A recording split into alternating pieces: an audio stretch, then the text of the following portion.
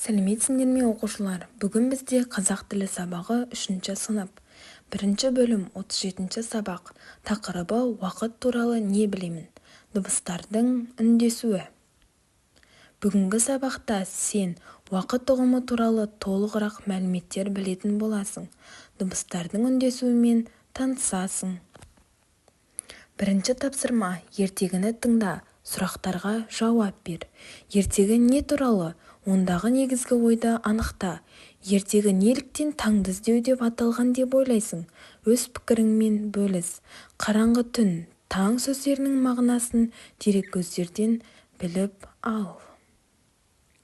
Суреттердің қайсылары ертегі мазмұнына сәйкес келеді? Өз ойыңды дәлелде. 2-ші тапсырма: жұмбақты оқып, шешуін тап.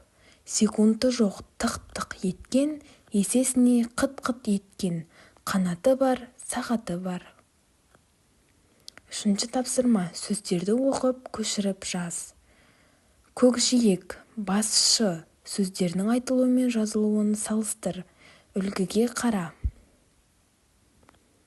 4-ші тапсырма: тыйым сөздерді көшіріп жаз.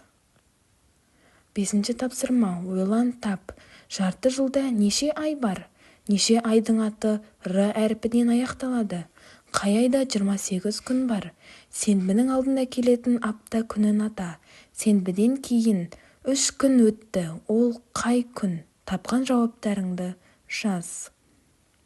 Үйге тапсырма: сызбадағы апта күндерін ата және сол күндері не істегенің туралы шығарма жаз.